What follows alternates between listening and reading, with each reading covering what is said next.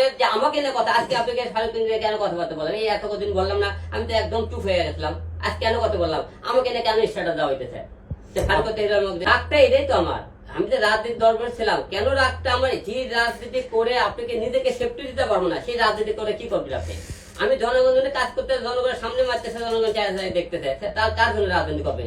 আমি তো জনগণের রাজনীতি করতে চাই, জনগণ তো আমাকে সেফটি দিল না, রাজনীতি কেন করবো?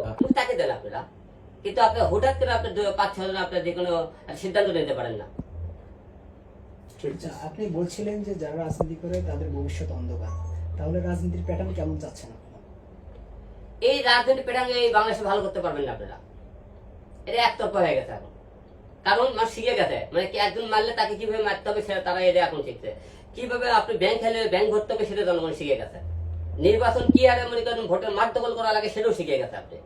আপনি দেখান যে কিছু আপনি যে আওয়ামী লীগ চলে যাওয়ার পরে দেশের একটা পরিবর্তন পাচ্ছেন, যে একটা দল চলে যাওয়ার পরে আরেকটা দল যারা আছে ক্ষমতা আসছে তারা লুটপাট করে খাওয়া শুরু করছে চতুর্দিকে। মানুষের মধ্যে নিরাপত্তা পাইতেছে, যানবাহনের নিরাপত্তা নাই, ওই হাট পাতা দখল করছে, একে প্রকাশে মারতেছে, ওকে প্রকাশে মারতেছে।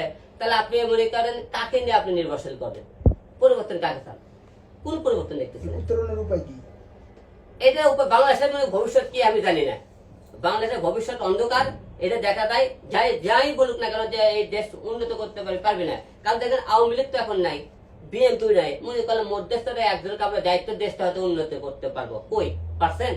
তাহলে আপনি দেশ খারাপ লোক, আপনি ভালো লাগে না, বিএনপি খারাপ, আপনি ভালো লাগে না, মধ্যস্থতাতে আপনি একজন দায়িত্ব দিলেন, কই দেশ তো ভালো করতে পারতেছে না। আপনি খাবারের যে মূল্য, সেই মূল্য চাষ করতে কমাতে পারে ভালো, কারণ তারা দেশের চিন্তা ভাবনা করে। এরা বেশিরভাগই তাদের মনে করেন কে দলে মনে করেন উপদেষ্টা হবে, কে কিভাবে ওই দল মনে নির্বাচন হবে, তাদের কাজ হলে দেশ ঠিক করা। দেশ ঠিক না করে তারা নিজস্ব একজনের গদি ঠিক করালে ব্যস্ত না। আমি উপদেষ্টা হতে চাই না, আমি রাজনীতিতে কাম ব্যাক করতে চাই না, হবো না, কারণ আমার উপদেষ্টা হওয়ার মতো যোগ্যতা নাই, এই জন্য আমি হবো না। মানে এটা কেন মনে হয় আপনার যোগ্যতা নেই? কারণ আপনি কথা বলবেন যে হিরোর মতো লোক উপদেষ্টা হতে পারলে তাহলে এর থেকে মনে করে ছিটে তোর সিদ্দিক অব্দা হোক, এরকম নাম বলবেন আপনারা। এর থেকে মনে করে অব্দা হোক, কারণ হিরোর মধ্যে লেখাপড়া নাই, হিরোর দেখতে ভালো না, আপনি আমাকে উপদেষ্টা কি হিসেবে দিতে চান? আমি রাজনীতি থেকে কেন ইস্তফা দিলাম? যে আমি রাজনীতি করলে অনেক দল আমাকে মেনে নেয় না। কি কারণে মেনে নেয় না? আওয়ামী লীগ সরকার রানী সভা 4 বার নির্বাচন করে 2 বার পাশ করলাম, আমাকে দিল না।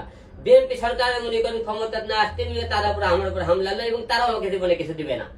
তাহলে আমি রাজনীতি জন্য কি করবো? দেশের জনগণে কি হবে?